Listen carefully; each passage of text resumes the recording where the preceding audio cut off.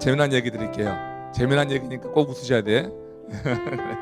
한 좀 살이 좀 비만에 가까운 중년 여성이요. 이제 비만 치료를 받으러 병원을 갔어요. 그러더니 의사가 하는 얘기가 다른 치료는 필요 없고 다이어트를 잘하면 되겠다. 그렇게 이제 진단을 내렸어요.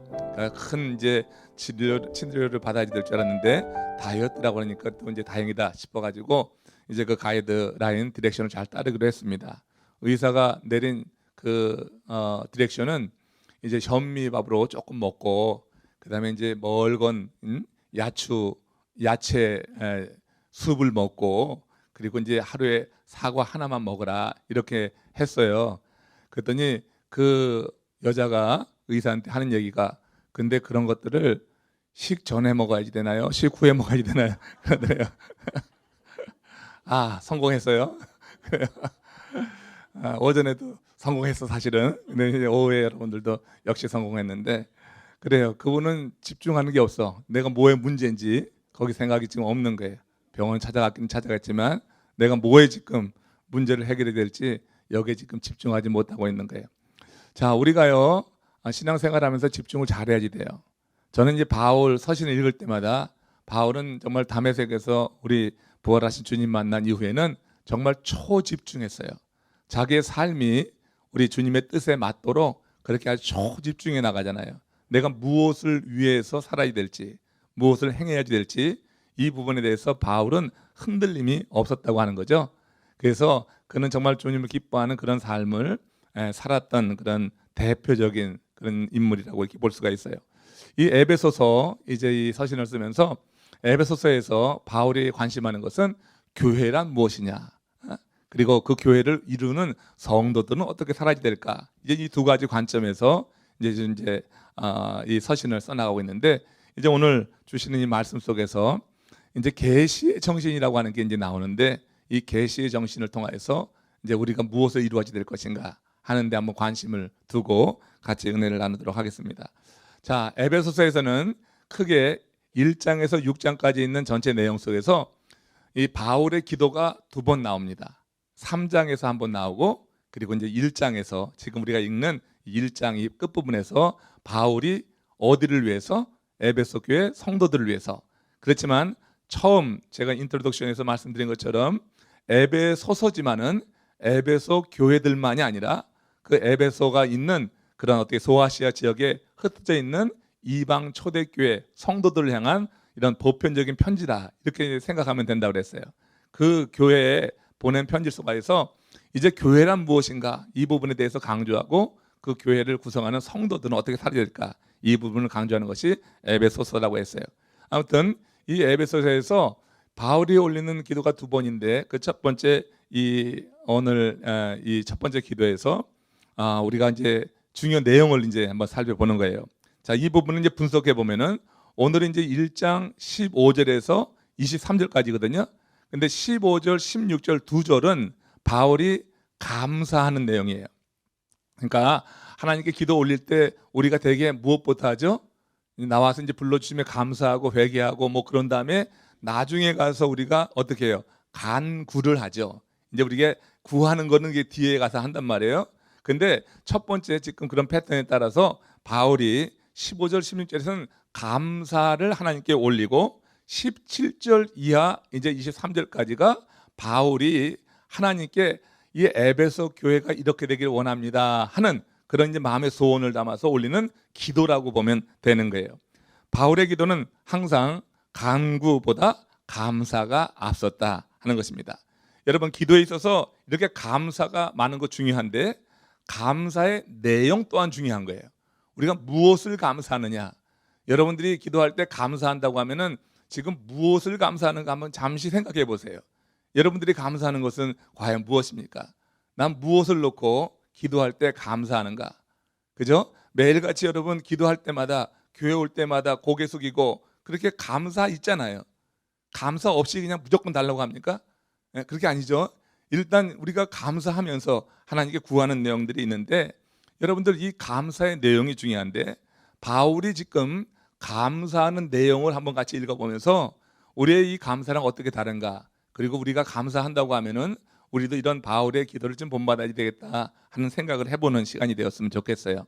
에베소서 1장 15절 오늘 본문으로 들어갑니다. 자, 같이 읽어봅니다. 시작. 이로 말미암아 주 예수 안에서 너희 믿음과 모든 성도를 향한 사랑을 나도 듣고, 그 다음에 2절로 넘어가서면은 이제 이에 대해서 감사한다 이런 표현이 나오는 거예요. 근데 이 감사의 내용이 여기 있는 거야. 그러니까 1절은 감사의 내용이에요. 근데 이 감사의 내용이 담겨있는 1절에서 지금 서두가 어떻게 되고 있어요? 이로 말미암아예요. 그리고 감사의 내용은 뭐예요? 두 가지가 있는데, 그렇죠, 믿음과 사랑이죠. 우리 권사님 아주 대본에 정답을 말씀했어요. 그 수식어가 좀 있지만 지금 알맹이만 고르면은 믿음과 사랑이야. 근데 이 믿음과 사랑이 누구의 믿음과 사랑이에요? 네, 성도들의, 에베소 교회 성도들의 믿음과 사랑을 어떻게 해요? 나도 들었다고 그랬어요. 그러니까 그 소문은 여러 사람에게 났다고 하는 거야. 에베소 교회 성도들이 믿음이 있더라, 에베소 교회 성도들이 사랑이 있더라 하는 것이 알려졌어. 근데 지금 어떻게 바울이 썼는데 나도 들었다 이런 얘기가 되니까 그들의 그 사랑과 믿음이라고 하는 것은 많은 사람들에게 인정되어진 그와 같은 현상이었다고 하는 거예요. 그러니까 교회 안에 그런 모습이 있었던 거예요. 물론 그 안에 거짓 교사가 있어서 이제 율법적 행위를 가지고 바울이 이제 그것 때문에 이제 고민하면서 쓴 서신이 이게 에베소 서신이기도 하지만, 또 성도들 안에 그 안에 이런 모습이 있었기 때문에 처음부터 그들이 잘못하는 거 가지고 지적하는 게 아니라 처음에는 어떻게 해요? 그래도 이렇게 그들이 잘하는 거 이렇게 이제 칭찬하면서 시작하는 거죠. 훈계를 하더라도. 그런데 교회 안에 그 모습이 그들이 믿음이 있는 거야. 그들이 또 사랑을 나누는 거예요. 이 두 가지, 이것이 바울이 감사하는 이유였는데, 이런 그들의 믿음과 사랑이 과연 무엇으로 말미암느냐 거예요. 근데 여기 앞에 보니까 뭐라 그랬어요? 이로 말미암아 이랬어요. 이로 말미암아 주 예수 안에서 너희의 믿음과 모든 성도를 향한 사랑, 이것이 내게도 들렸단 말이야. 그러니까 이로 말미암아라고 하는 것을 알 때 그들 가운데 나타나 있는 그 사랑과 그들의 또 보여주고 있는 이 믿음의 그 실체를 알 수가 있는 거예요. 그렇죠? 그러니까 이로 말미암아는 뭐예요? 우리가 여러분 이건 접속사와 같은 건데, 이로 말미암아라고 하는 것은 바로 앞에 있는 내용을 이어받는 거잖아요. 그러니까 그러므로랑 이런 뜻이 비슷할 거 아니에요. 그럼 그 앞에 내용이 어떤 내용이었느냐?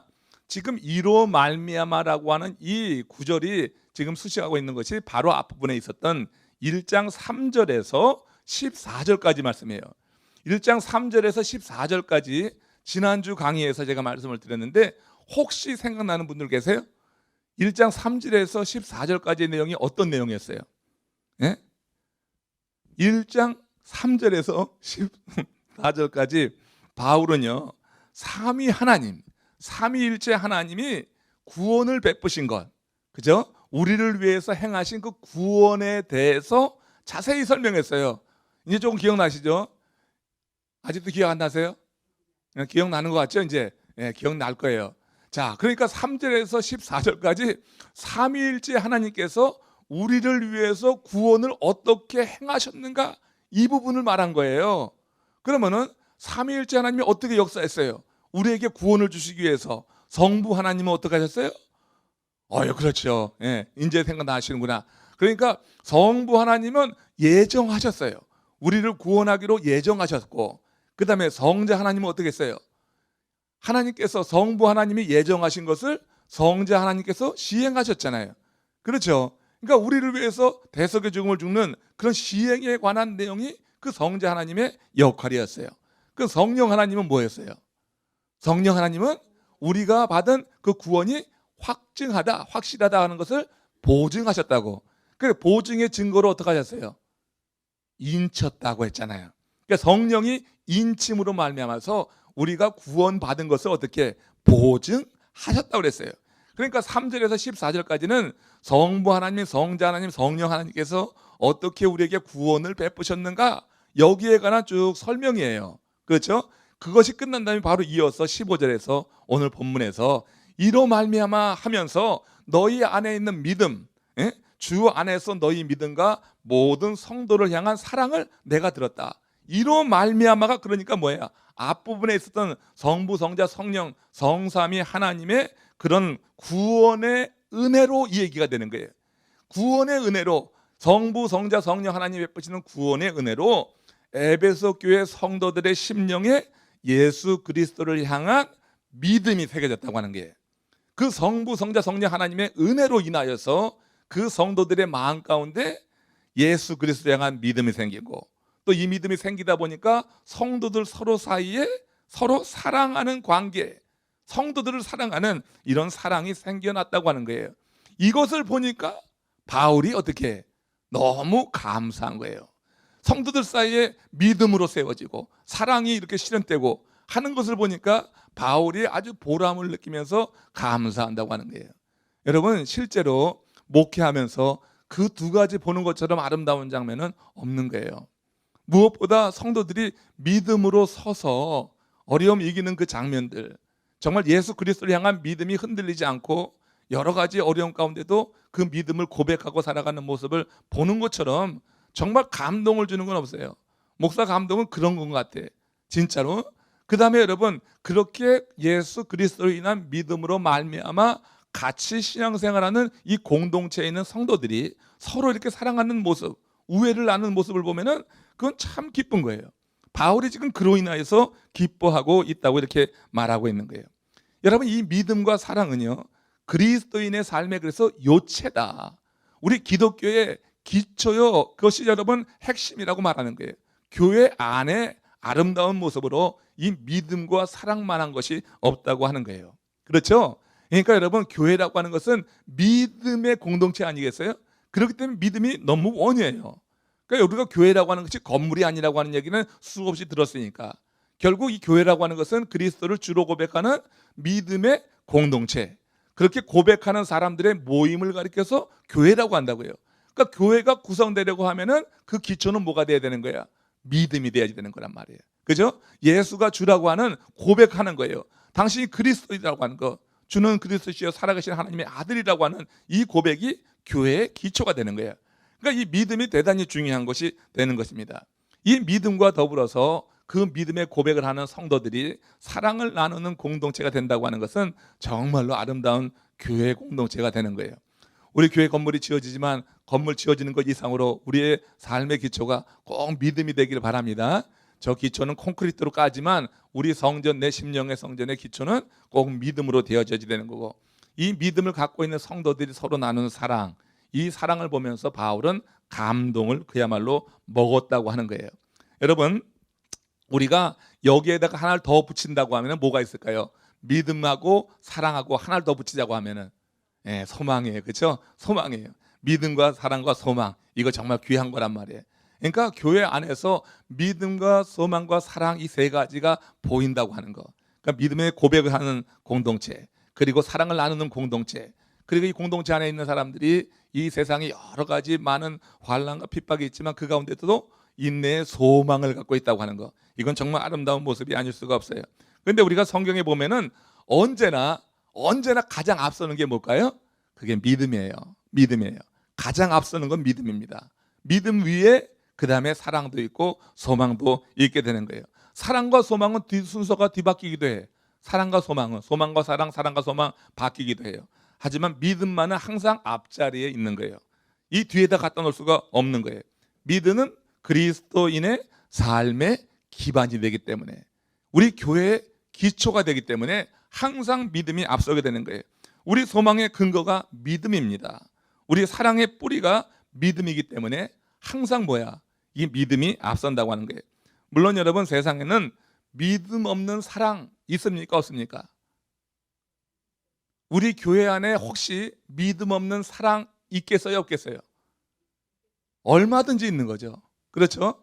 여러분, 근데 믿음 없는 사랑이, 그것이 여러분 교회 안에 팽배하게 되면요, 굉장히 뭔가 되는 것 같고 신기가 있고 활발한 것 같은데 굉장히 위험한 상태에 빠지게 되는 거예요. 여러분, 믿음 없는 사랑, 이거 여러분 사람들의 마음을 끕니다. 믿음 없는 사랑, 그죠? 얼마든지 우리가 믿음이 없어도 교회 안에 들어와서 사랑을 베풀 수 있어요. 어떤 사람은 크게 믿음도 없는데 그냥 교회 안에 모이는 거, 이민교회 하면서 보면은 그냥 크게 믿음 없어도 사람 만나기 위해서 교회 왔다가 또 좀 여유가 되고 그러면 어떻게 주머니 열어서 이게 많이 베풀어요. 그러면 사람들이 이렇게 쭉 모여. 그 사람 집에 모이는 것 같아. 여러분, 믿음이 없어도 사랑이라고 하는 거예요. 베풀면서 이제 사랑을 할 수 있어요. 그런데 사람을 이렇게 모으게 될 때 그때 그것이 여러분 큰 문제를 일으키는 그런 요인이 되더라고. 믿음 없는 사랑은 결국은 자기 과시적으로 가게 돼 있어요. 이기적인 마음이 되게 돼 있어요. 사람이 이런 베풀고 사람들이 모이면은 그때 마음에 드는 생각들을 이게 사단이 주관하게 되는 거예요. 믿음이 없으면은 그렇게 흘러가게 돼 있는 것 같아요. 그래서 여러분, 우리가 믿음 없는 그런 사랑이라고 하는 것이 사람들에게 상당히 매력적이기도 하지만 우리가 경계해야 될 거예요.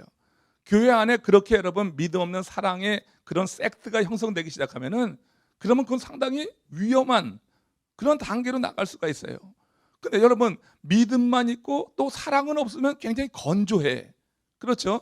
그러니까 믿음 없는 사랑이 있는가 하면은 사랑 없는 믿음도 있어요. 그렇죠? 사랑 없는 믿음. 그냥 믿는다고는 잘해. 열심히 믿는 것 같아. 근데 그 사람에게는 전혀 누구에게 베푼다든지 사랑을 나눈다든지 하는 게 없어. 그런 사람도 있어요, 없어요? 그거 있더라고. 혼자 도야청장 신앙생활을 잘하는 것 같은데 그런데 사랑을 베풀 줄 몰라. 그냥 하나님과의 관계만 그냥 자기 만족으로만 끝나. 이 수평적인 관계에 있어서 별로 신경을 안 써. 그건 지금 별로 신경 쓰지도 않아도 된다. 하나님과의 관계만 좋으면 된다. 이렇게만 생각하고 그 하나님과의 관계만 쌓으려고 하는 경우도 있어요. 여러분, 이 두 가지가 잘 균형을 이루어야 돼요. 지금 바울이 감사한 것은 이게 여러분 두 가지 어떤 극단적인 것이 아니라 정말 그리스도를 향한 그 믿음이 있고 그리고 그 믿음의 반석 위에 서서 성도들 사이에 나누는 사랑을 보게 될 때 그것이 너무나 기쁜 거예요. 여러분, 믿음이라고 하는 것은 하나님을 인정하는 거예요. 정말 믿음을 갖고 있다고 하는 것은 하나님의 존재를 인정하니까 믿음이 있는 거 아니에요. 그렇잖아요. 그래서 하나님의 존재를 인정하다 보니까 하나님의 보호하심과 은혜에 대한 믿음이 생기면서 서로들 그런 믿음을 갖고 있는 사람들끼리 돌보고 하는 것이 사랑이란 말이야. 여러분, 이것을 우리 가정으로 돌이켜서 생각을 해보면은 부모와 자녀의 생각을 한번 해보는 거예요. 부모를 여러분 우리가 인정한다고 하는 것, 존중한다고 하는 것, 그거 없이 여러분 그게 여러분 형제들 우애가 있을 수가 있어요? 우리가 부모가 기뻐하는 것은 자녀가 부모를 인정하는 거 아니에요? 그렇죠. 자녀가 부모를 인정하지 않는데 부모가 자녀를 기뻐할 수가 있습니까? 여러분, 시장에서 생선을 팔아도 시장에서 여러분 배추를 팔아도 자녀들이 부모 인정하면 얼마나 기뻐요. 옛날에는 근데 시장에서 일하는 엄마들 부끄럽다고 아이들이 그 앞을 지나면서도 모르는 사람처럼 하고 지나간 적이 진짜 있었다고. 부모가 여러분 좀 이렇게 하찮은 허접한 일을 하게 되면은 그 부모를 인정하지 않고 그 부모를 모른다고 하는 경우도 없지 않아 있었어요. 그럼 부모의 마음에 그것처럼 여러분 서글픈 일이 어디 있어? 부모는 자녀가 부모를 인정할 때 그 기쁜 거 아니에요. 믿음이라고 하는 것은 믿음의 자녀인 우리들이 하나님을 인정하는 거예요. 하나님이 계신 것을 인정하는 거예요. 그렇기 때문에 하나님 아버지가 가장 기뻐하는 것은 성도들에게 믿음이 있는 거예요. 믿음의 고백을 하고 살아가는 거예요. 그리고 여러분, 부모의 입장에서 또 기쁜 게 뭐냐면은 여러 형제가 있는데 형제들이 서로 우애를 나누는 거예요. 우애를. 그렇잖아요. 우애를 나누는 거란 말이에요. 그냥 콩가루 집안이 돼가지고 서로 싸움질이나 하고 막 서로 그냥 뭐 이렇게 질시나 하고 다투고 하면은 그거 얼마나 여러분 부모의 마음에 고통이 됩니까? 그러니까 부모로서 자녀들이 많은 걸 안 해줘도 이렇게 부모를 인정하고 그 자녀들 사이에 서로 우애 있게 지내는 것을 보면은 부모의 마음에는 굉장히 기쁨이 있는 거죠. 지금 바울은 그런 하나님 아버지, 참 부모의 하나님 아버지의 마음을 가지고 에베소 교회를 보니까 에베소 교회에 한 믿음이 있는 거예요. 그리고 뭐야, 또 이제 이런 사랑이 있는 거예요. 이것으로 인해서 바울은 하나님께 감사한다. 그 감사의 내용이 상당히 고상하잖아요. 예? 감사하는 것이 중요한데 감사의 내용도 중요하다. 그래서 이 두 가지가 바울이 지금 하나님께 올리는 그런 감사의 내용이구나 하는 생각을 한번 해보세요. 우리가 여러분 이렇게 하나님 앞에 감사하고 감사할 수 있다고 하면은 정말 아름다운 하나님의 은혜가 보이는 교회가 될 줄로 압니다. 여러분, 우리가 사랑을 이야기했는데 경험상 모든 성도를 사랑하는 것이 가능합니까? 여러분은 모든 성도를 다 사랑하십니까? 예, 그렇죠. 그게 쉽지 않죠. 그 여러분만 힘들겠어요? 예, 목사도 쉽지 않아요. 목사도 인간이니까 쉽지 않은 거예요. 모든 사람을 사랑하는 것이 가능하지 않아요. 솔직히 인간적으로 힘든 거예요. 사랑스러운 사람은 사랑하기 쉬워요. 그렇지만 여러분, 사랑하기 힘든 사람이 있는 것이 현실입니다. 교회 안에도 그런 거예요. 죄인들의 공동체지 이게 완전히 성화된 그런 아주 거룩한 사람들의 공동체가 아니에요, 절대로.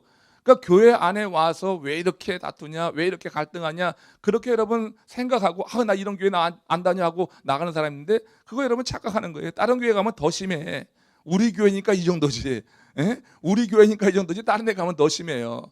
교회가 여러분 사람 사는 데예요. 이 다음에 우리가 다 성화돼서 천국 가기 전까지 교회 안에 여러분 이런 갈등 저런 갈등 있는 거예요. 그것 가지고 나 이 교회가 이래가지고 나 정말 사랑이 없어.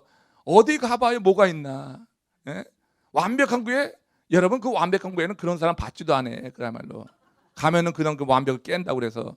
완벽한 교회 세계상에 어디 있어요? 교회가 여러분 다 갈등이 있고 다 이렇게 뭐 그냥 이래저래 말도 많고 한 거예요. 교회 말 많은 거 뭐 어쩔 수 없어요. 예, 그래도 교회 안에 왔으니까 그 정도 말하고 말지, 교회 바깥에 있으면 그야말로 걷잡을 수가 없어. 예, 막을 수도 없어요.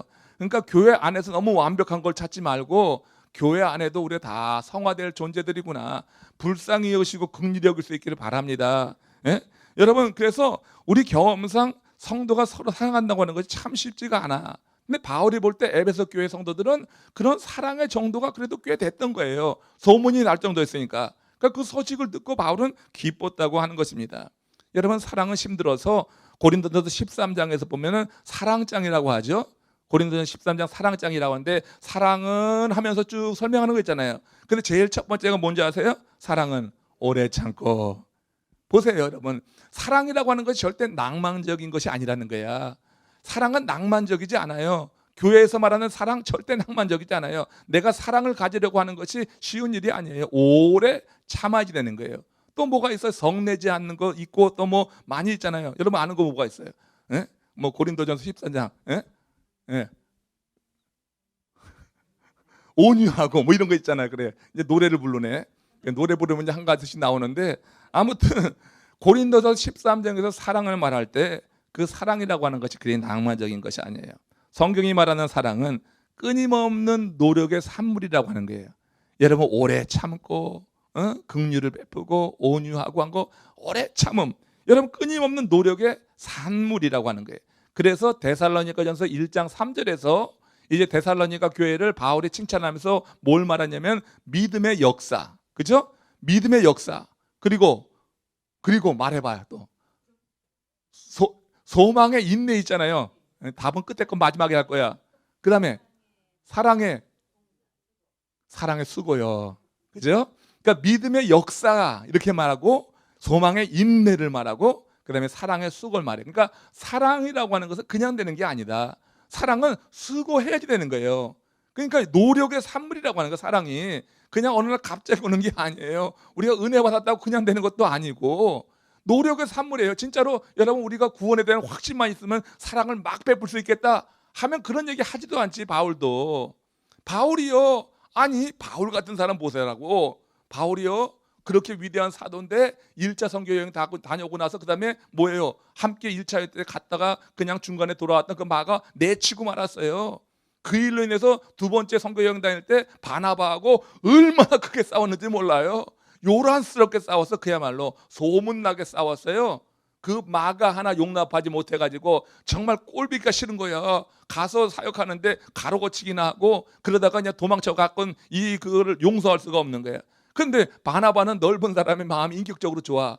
근데 이 바울은 그냥 일 중심의 사람이니까 저거 데리고 왔다 그냥 이 가로고치기나 한다 해가지고 그 같이 못 데리고 가겠다고 하는 일로서 둘이 싸우잖아요.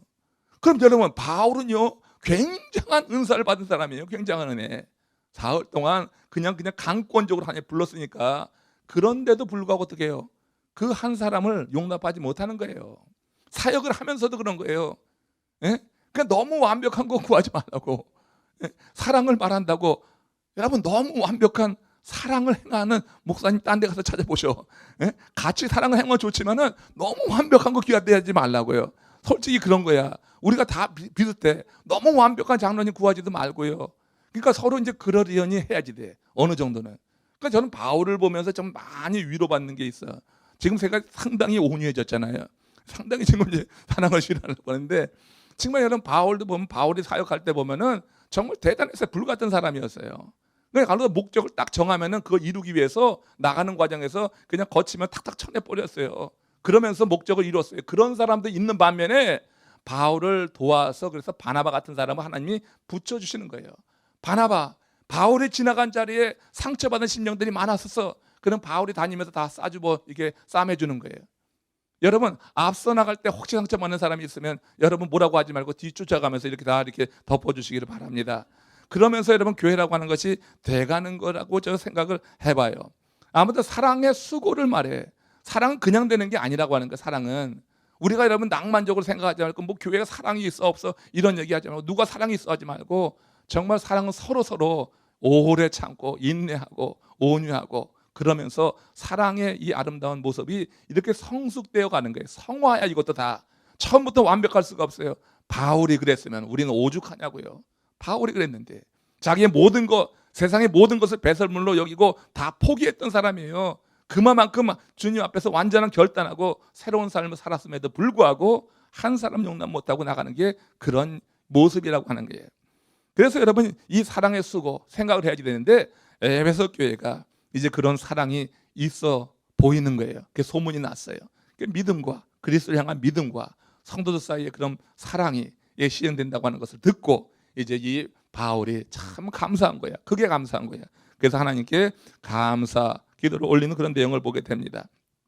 자, 에베소 1장 16절 그 감사를 한번 확인해 봅시다.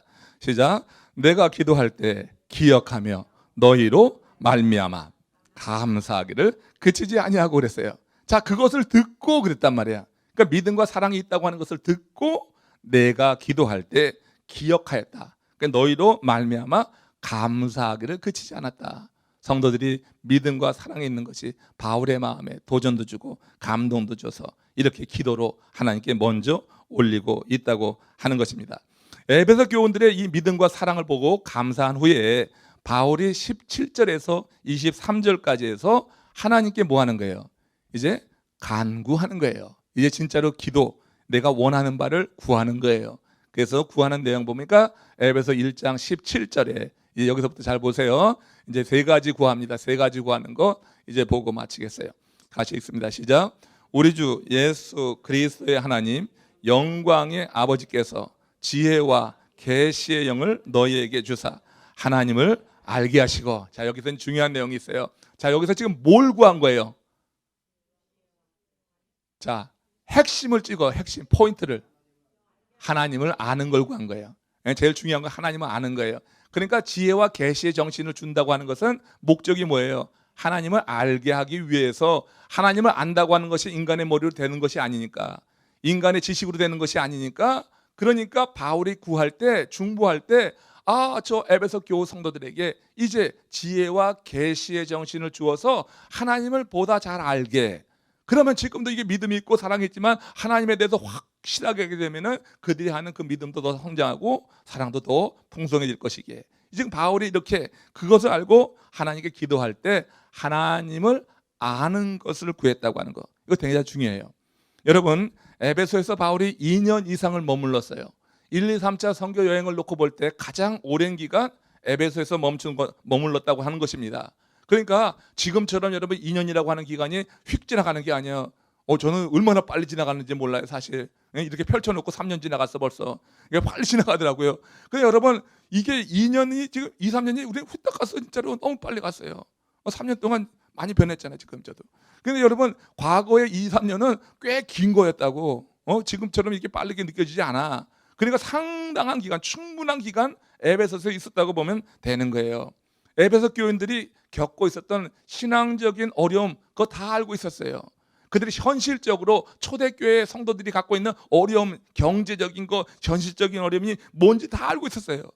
그런데 바울이 지금 그 사랑하는 에베소 교회에 편지를 보내면서 그들을 위해서 구할 때 그런 신앙적인 문제를 이겨낼 수 있는 뭐 어떤 것을 구하는 것도 아니고, 현실적인 문제를 해결할 수 있는 어떤 모든 재물을 구한 것도 아니고, 뭐 어떤 권력을 구한 것도 아니고, 가장 먼저 구하는데 그 가장 먼저 구하는 것이 뭐야? 이들로 하나님을 더 깊게 알게 하기를 원하는 마음. 그래서 계시와 지혜와 계시의 정신을 부어줘서 하나님을 알게 하옵소서. 이 얘기는 뭐예요? 여러분, 그들에게 지금 어떤 것이 필요한지, 현실적으로 당장 급하게 뭐가 필요한지 모르겠어요? 당신은 여러분 그 교인이 된다고 하면은 어떻게 해요? 현실의 잡에서 그냥 잘리는 거예요. 예? 그리고 가족 가운데 또 쫓겨나기도 하는 거예요. 지금도 이슬람 지역에서는 예수 믿는다고 하면은 그 가문에서 어떻게 해요? 죽여도 그거하고 큰 문제 안 되더라고. 부모가 죽이기도 하더라고, 자식을. 삼촌을 내세워서 죽인 사건도 많이 있었어요. 그게 명예살인이라고 해서 조금 뭐 반짝 소식 나다가 그냥 희지부지 없어지고 그래요. 그러냐면 그 당시에 여러분 예수 믿는다고 하는 것이 얼마나 두려운 일이야. 가족으로 떨어져 나오는 것이고 실제 여러분 생계를 위협당하는 일이에요. 그래 그때 얼마나 어려움이 많이 있었겠어. 그러니까 여러분 이왕이면 바울이 기도할 때 하나님 하늘 문을 여셔서 보호하러 가득 채워주셔서 이렇게 예수 믿는 자들이 잘 되는 것을 세상에 보여주시옵소서. 이렇게 기도하면은 좋잖아요. 예? 말이라도 여러분 그렇게 말이라도 듣고 싶잖아요, 그죠? 그냥 기도를 받을 때 그런 기도 받고 싶죠? 예?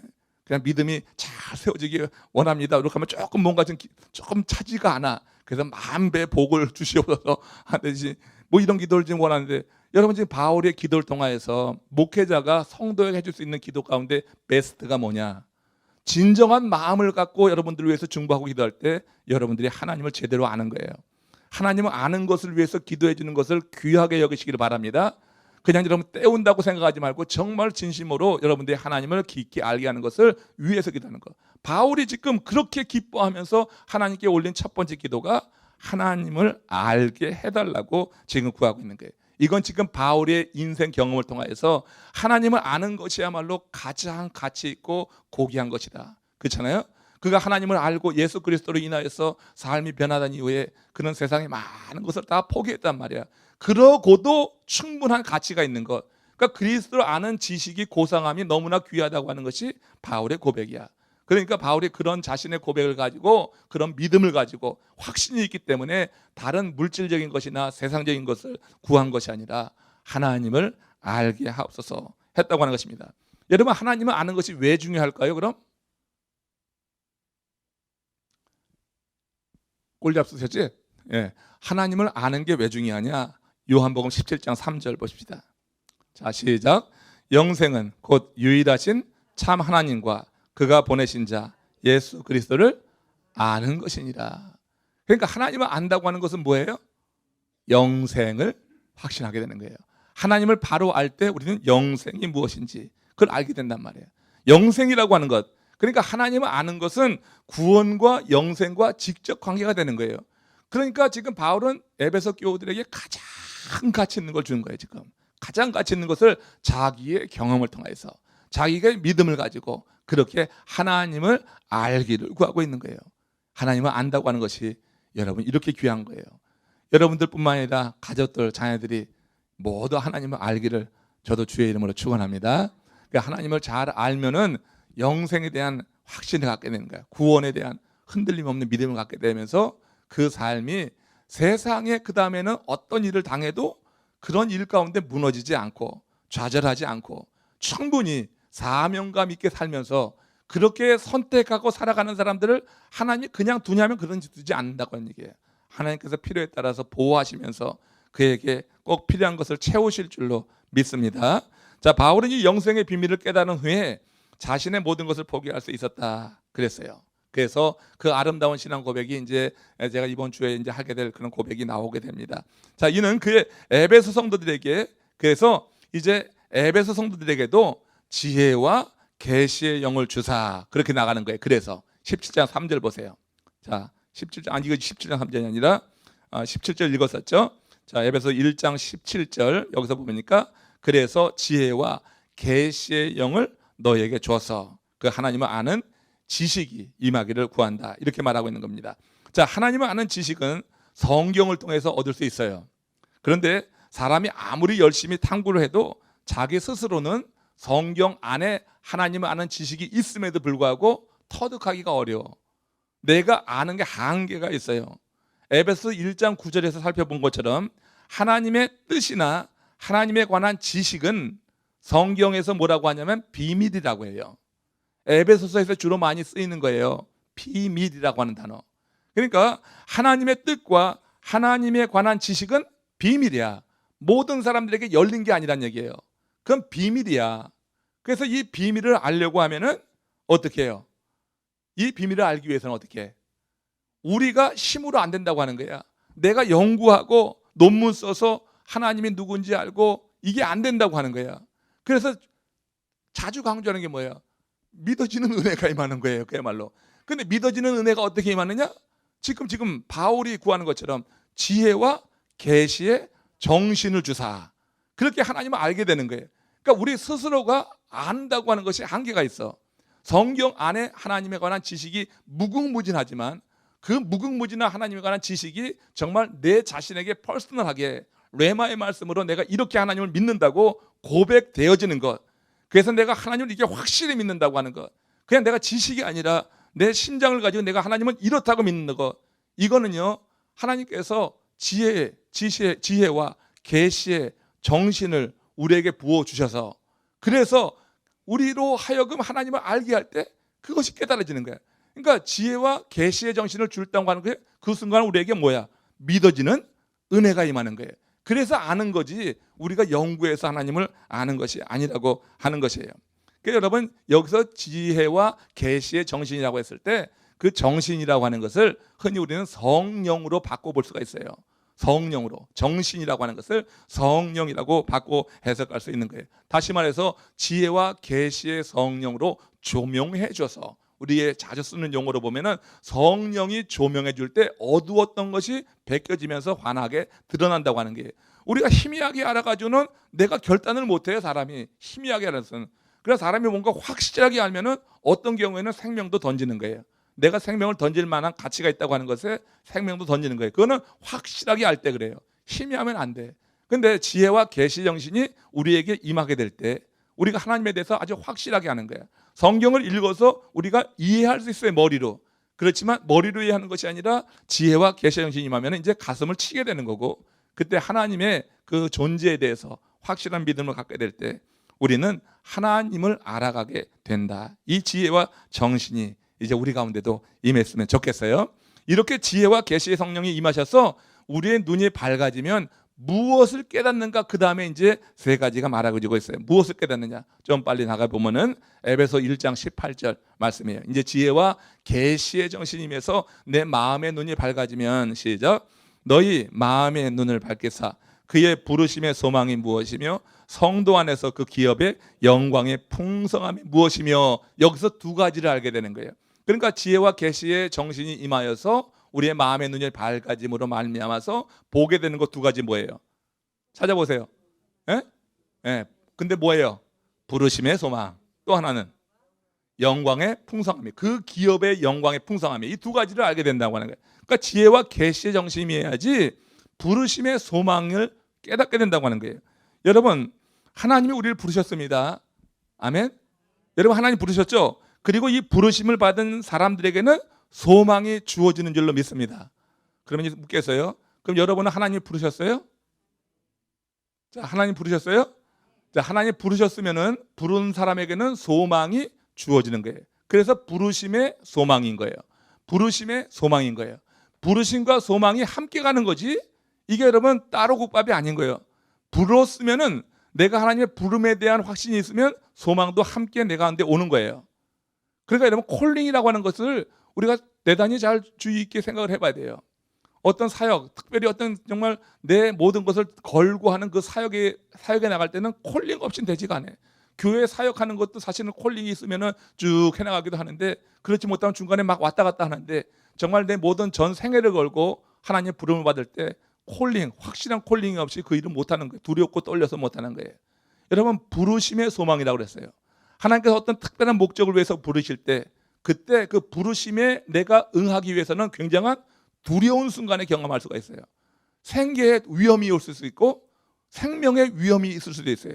생계의 위험과 생명의 위험 다 힘든 거예요. 그렇기 때문에 하나님이 우리를 어떤 일을 위해서 부르실 때 그 부르시는 순간에 우리가 소망을 주는 거예요. 이 소망이 없이는 하나님의 부르신 그 목적을 이룰 수가 없는 거예요. 그래서 여러분, 지혜와 계시의 정신이 우리에게 임해서 내 눈이 밝아지게 될 때 하나님이 나를 부르심의 소망이 무엇인지 아는 거예요. 그러니까 나를 부르셨다고 하는 거 확신이 들고 그와 더불어서 그에게 따라오는 이 소망이 함께 있다고 하는 거예요. 그러니까 여러분 하나님 부르심을 믿어요? 그 소망이 있는 것이에요? 확실히 소망이 있는 거예요? 확실히 여러분 소망이 있다고 하면은 이 세상 일내 많은 부분에서 자유할 수가 있어야지 돼요. 우리 세상 일로부터 자유하지 못하고 계속 매여 있다고 하는 것은 사실 여러분 이 부르심의 그 내용이 조금 다를 수도 있고 지금 성경에서 말하는 이 부르심을 우리가 생각해 보면은 부르심에는 이 소망이 있어서 이 소망을 가지고 그 부르심의 사역을 감당해 나갈 수 있는 능력을 갖게 되는 거예요. 그 소망이라고 하는 것이 뭐냐면 영원한 생명에 대한 소망이에요.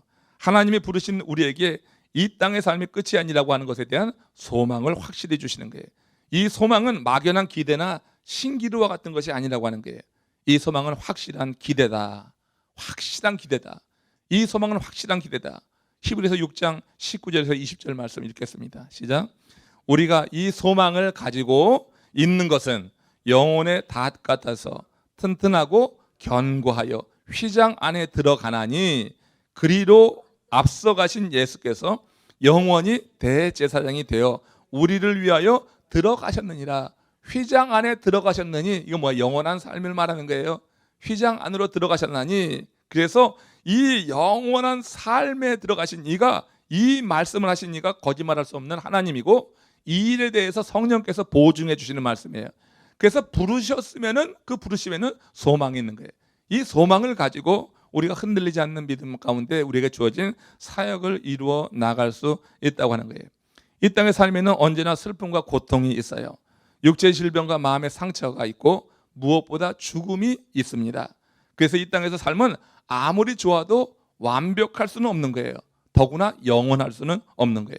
그러므로 우리에게 지혜와 계시의 성령이 임함으로 인해서 부르심에 대한 소망을 갖지 못한다고 하면 우리의 삶은 항상 불안하고 항상 무언가 채워지지 않는 것으로 인하여서 이렇게 걱정과 염려가 있는 삶을 살 수밖에 없는 거예요. 그래서 모든 성도에게는 부르심이 있어야 될 줄로 믿습니다. 부르심이 있어서 소망을 갖게 될 때 영원한 생명에 대한 그 소망이기 때문에 이 땅의 그런 삶으로부터 한 차원 높은 세계를 보면서 이 땅에서도 차원이 다른 삶을 살지만 이 땅의 삶이 끝날 때 전혀 두려워하지 않고 우리는 얼마든지 그 나라를 들어갈 수 있는, 지금 예수님이 휘장 안으로 들어갔듯이 그렇게 우리가 확실하게 들어갈 수 있는 믿음을 갖게 되는 줄로 믿습니다. 부르심에 대한 소망 너무 귀한 거예요. 오늘 오전에도 얘기했지만 저도 아들이 있잖아요.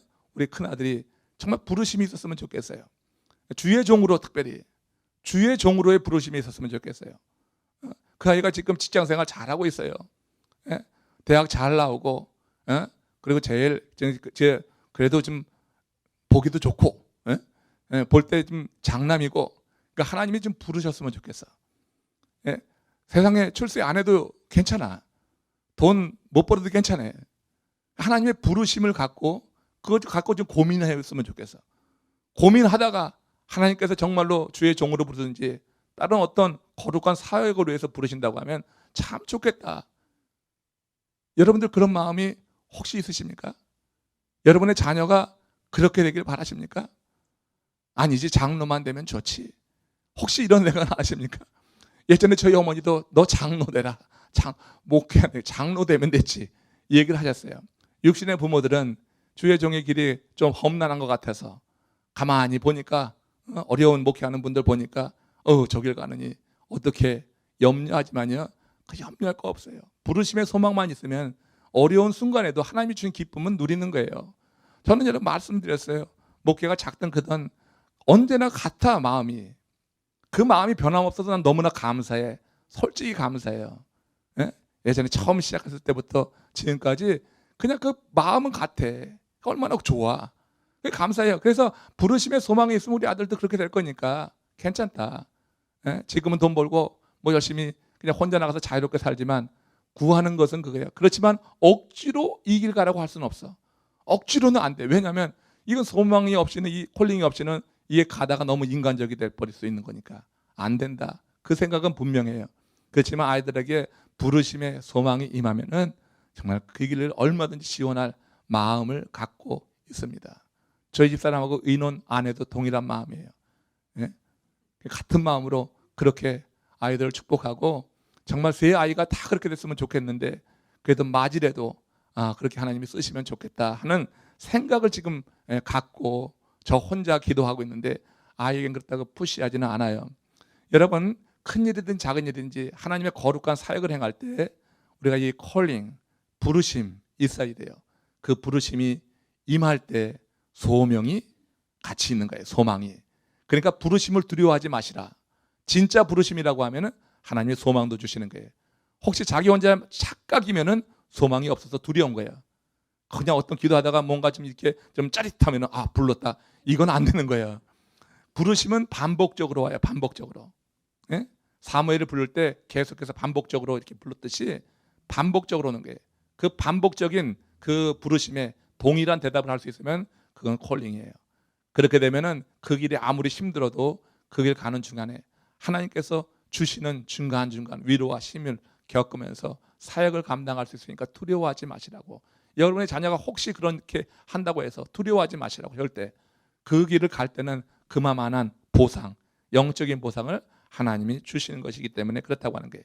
그래서 이렇게 지금 계시의 정신을 통하여서 이렇게 하나님을 알아가면서 인해서 이 첫 번째 나타나는 이 축복이 부르심의 소망이 무엇인지 알게 되기를 원한다. 그리고 두 번째는 성도 안에서 그 기업의 영광이 얼마나 풍성한지 알게 되기를 원한다. 그래서 이 기업의 풍성함이라고 하는 것이 지금 말씀드리는 거예요. 세상적으로 조금 힘들어도 기업의 풍성함이 얼마나인지 여기에 대한 믿음을 갖고 그 길을 갈 수가 있는 거예요. 지금 시간이 됐기 때문에 여기서 끊고 다음 주에 혹시 여기 이어가지고 두 번째, 세 번째 이어서 말씀드리면서 그 다음에 이렇게 바울이 그 에베소 교우들을 향하여서 축복하며 기도한 내용들 다시 한번 조금 리마인드 하면서 넘어가도록 하겠습니다. 자, 우리에게 이런 하나님을 아는 은혜와 지식이 우리 모두뿐만 아니라 우리 모든 자손들에게, 자녀들에게 임하시기를 주의 이름으로 축원합니다.